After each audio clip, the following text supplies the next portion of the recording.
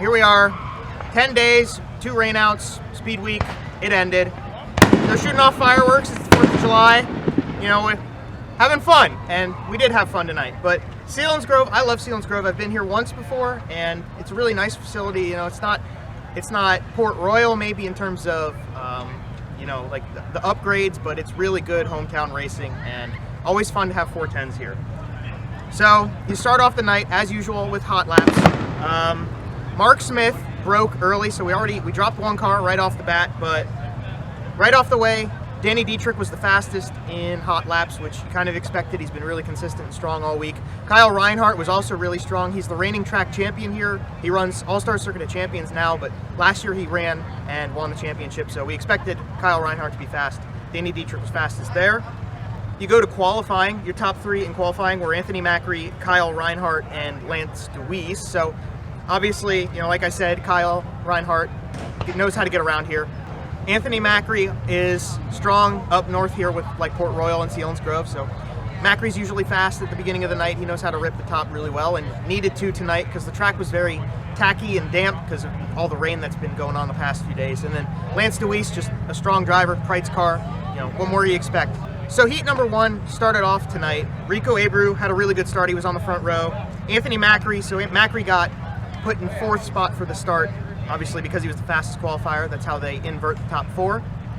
Macri, if he would have been up front, he would have been a threat, but he had to obviously make it to 2nd place before he would have been able to fight with Rico up in the front. So Rico had started on the front row and took away pretty easily. Anthony Macri had the fast car, just couldn't catch him, just wasn't enough time, and didn't have the opportunity by the end of that one.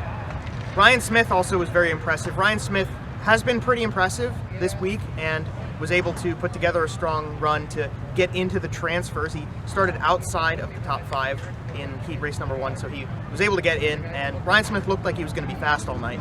So heat number 2 started off with a star-studded front row. Brent Marks, Justin Peck. I mean, 2 guys who have been fast all week and know how to get around any racetrack they go to. So from the start, Brent Marks just took off, and it's the kind of night Brent Marks needed a really strong, good finish. And he started off really well, trying to get points in the heat race, and just took off from the front row. There was a great race going on for 3rd place, so Kyle Reinhardt and Lucas Wolf are the 2 guys who were fighting really well in 3rd, and that wasn't for a transfer, that wasn't for a redraw spot, that was just a good race for an extra position. Dylan Sisney was in 5th, and then spun on his own out of turn number 4, brought out a yellow, so he was the final transfer, but spun and obviously had to go to the B from there. Marks easily pulled away for the win, and he really needed that for his chance to try and reclaim the lead and maybe get the championship tonight for PA Speedweek. Heat number 3 started off with Justin Whittall having some sort of mechanical issue. He pulled out a yellow down the back straightaway. Just, you know, Whittall's had some ups and downs this week, but tonight was definitely a rough spot for him. So he brought out a yellow at the beginning. The top was still too tacky to really have a good 2-lane race. So it was a pretty standard, easygoing. I say easygoing, but they're 410s, but pretty standard. You know, everybody running up top heat race, and Danny Dietrich was up front and won that one from the front row. So Danny Dietrich kind of eliminated any chance Brent Marks had to gain points in the heat races with winning that one. You go to heat race number 4, and I've been saying it all week, Devin Borden is awesome. He earned his nickname Daredevil, and obviously you saw from this video I have, his start was bizarre and berserk and awesome. It was really cool to watch. You know, he's running that Greg Hodnett tribute car. He was supposed to run it last night at Port Royal, which got rained out. I was there for that. Got rained out from that one. But yeah, Devin Borden had an awesome start. He got all the way up to 2nd place on that first lap, and then over the course of the run, he kind of fell back a bit more, but it was awesome to see him make that first run, and he's definitely turning heads in that Hefner machine. So he ended up in that final transfer in 5th spot by the end of the show, but the guy who he couldn't pass, so the guy who was in front of him that he got to 2nd, was Paul McMahon. Paul McMahon, obviously really strong World of Outlaws driver, running with CJB in the 5 car. Couldn't catch him, so Paul McMahon pretty easily pulled ahead and got heat race number 4. You go to the B main, so Blaine Heimbach, the hometown kid, hometown Heimbach, I guess if you want to call him, the Selinsgrove sensation, got a great start. He was outside of the top 4 in the B main to make it into the A main, and he just rocked on and got that car up there. Dylan Sisney started on the front row of that one because he had been the highest qualifying driver to not make it straight into the A main. He started up front, took away with it. You know, Dylan's obviously fast. He tore up a car at Selinsgrove the last time that we got to come out, so he kind of had to do the best he could with what he had, but was able to put together the car enough to clear away in the B main. Justin Whittle had more mechanical issues tonight on lap 7 of that B main, so he brought another yellow out on the track. And at the end of the race, so we only had a few laps from that yellow to get to the finish of it, and it spaced out pretty evenly, pretty clearly. There wasn't really much going on in terms of passing opportunities and people trying to make passes for transfers and whatnot. TJ Stutz was very strong at the end, and with Alex Bright, who was at that moment in time third place, kind of making a little bit of a mistake out of turn number 2, it brought together third, fourth, and fifth. So you had Alex Bright, TJ Stutz, and Kyle Moody, and those three raced really hard just out of those final few corners to get to the checkered flag. And by the end of it, TJ had put pressure on Kyle Moody but couldn't get there, so Kyle Moody got that final transfer, and TJ Stutz was unfortunately not able to get the Barshinger car into the race. But you had Kyle Moody, Alex Bright, Blaine Heimbach, and Dylan Sisney were the four that got out of the B main into the A main, which you go into. And so we went dirty for 30 here tonight, so 30 laps on the show.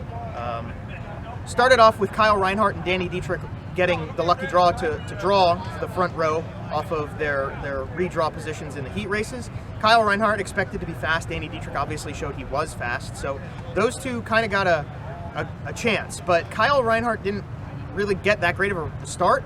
But one guy who did was Brent Marks. So Brent Marks got a really nice start off that 19 car, and he was able to get into second place. He wasn't able to grasp Danny Dietrich. So Danny had a way better car in clean air, and that really gave him the chance to get up and away. The unfortunate part for Dietrich was that there was lap traffic pretty quickly into this one. So when they caught the lap traffic, even though his car was really good in clean air, Brent Marks just didn't have the pace with the beginning of the race to keep up through the lap traffic. So Danny was slowly still building a gap when they were in the lap traffic at the start of the race. First yellow of the event went to Chase Dietz, and he slammed to a stop, slammed on, I guess, the brakes, or maybe it seized up on him on the front stretch, slid to a stop right in front of us. And unfortunately, you know, I'm a big fan of the way Chase Dietz drives, especially at Lincoln, and he's a cool guy. He's a really nice guy. Unfortunately, he was the first one to take it out of the race. 2 laps later, so they got the restart and they came back. Anthony Macri was the next to go. He had another mechanical issue as well, and Macri was kind of okay, doing pretty solid in sort of the top 10, like on the cusps of the top 10, and so obviously, you know, blew up, dropped out of the race, and that was tough to see for the Concrete Kid. So from there, it was just it was a really great show between Brent Marks and Danny Dietrich up front. I had been talking to this nice woman beside me about Lucas Wolf. He was very quiet, consistent throughout it, and slowly made up spots, but up front it was all Danny Dietrich and Brent Marks. And the last couple laps got really exciting because Dietrich was out in front, and once they caught up to lap traffic again, Brent Marks really started putting it on, and he even said it after the race. He said he knew that he needed to go when they were in lap traffic. So he waited until they were in the lap traffic to get out there and push to get past Danny Dietrich. And with 5 laps to go, Brent Marks made the pass, and once he got past, he was able to just weave through and get a bit more of a lead. Danny Dietrich really tried at the very end of the race to catch him. You saw him, he was trying to dive into the corners low, diamond the turns, he was trying to use the lap traffic to his advantage, and he just couldn't get there. He was actually falling back slowly into the grasps of Kyle Reinhardt, who was in third at that point in time, and I had thought maybe Reinhardt would get a run on him, but by the end of the show, Kyle did not get the chance to really put the pressure on it and make a pass on Danny Dietrich. So they got through those last 5 laps with Brent Marks in the lead. He came to the line, Brent Marks wins. So that's 3 of the shows for PA Speedweek that Brent's won now. Danny Dietrich pulled second place, which, you know, he never won a race this week, and Kyle Reinhardt got third. So my postscript is that Reinhardt actually failed inspection after the race and did not get third. Rico Abreu got third. So, end of the week. There's a champion to be crowned, right? They come into this race. Danny Dietrich has a huge lead just from the poor luck that Brent Marks has had over the last 2 races of PA Speedweek. So even though Brent got him at the line, there were too many points in between him, and Danny Dietrich got the championship. So a very consistent guy. He got a couple top 3s this week. He never won, but points are points, and that's how you win championships. So Danny Dietrich was able to get first in the overall championship. Second was Brent Marks, and I actually don't know who third was at this moment in time. They didn't go over the intercom, but they talked to Danny Dietrich after the race. And, it's a good opportunity for these guys to get a little extra cash at the end of the speed week to put obviously into the race cars, but they need it. These guys need some help. These cars are expensive. The engines are $40,000 to $60,000, and you can make $1,000 in a night maybe. So it's a good thing. Props to Red Robin for jumping on with them and helping out, get some money out to the guys like Danny and Brent, who were able to put together a good week all around. So I'm going to draw some conclusions because we're at the end of the road here. I'll put my power rankings at the end right beside me so you can see just, we go through all the races, 8 races, and based off of finishes, consistency, recent results, and a little bit of personal insight. Your top 10 right here. Obviously, I'm standing on the track right now. I don't have them. And then my personal rankings. So this would be my top 10 overall for the week. Just, who impressed me throughout the entirety of the week. Obviously, in terms of when he showed up, Kyle Larson, obviously, but I want to look at it as an entire week because I want to value the people who showed up, and gave good, consistent performances, even though, at the end of the show, at the end of the game, Danny Dietrich's on top in points. There you go. So, personal conclusions, holy cow. I loved PA Speedweek. I followed it last year for the first time. I followed it really religiously, and it was awesome. And I knew this year I wanted to be a part of it. I wanted to kind of incorporate it onto the internet and bring some of the fun to other people who can't go to the tracks, might live from afar, or just want some sort of a recap. So I've really enjoyed the time, and I thought it was a good show all week long. Two rainouts, one of which I was there for, and one of which I called it early because I knew it was going to rain. It's fun, and you got to support your local dirt tracks. You got to get the word out about these places because it's what keeps them alive, and it's good times, and it's a nice way to spend an evening with your friends and family. So in terms of PA Speedweek, I'm satisfied. I'm very satisfied. I'm in fact I'm happy with the way things went. I enjoyed it. It was nice to see everything and nice to do everything. So I have some partners to thank just on the screen right here. Trey Shuttlesworth Photography, Pit Stop TV, all these guys, they helped out with letting me have some leeway, giving me some help, opportunities to just, do this and to do what I did. I want to thank a couple other people. My dad, he's holding the camera right now. My mom came with tonight.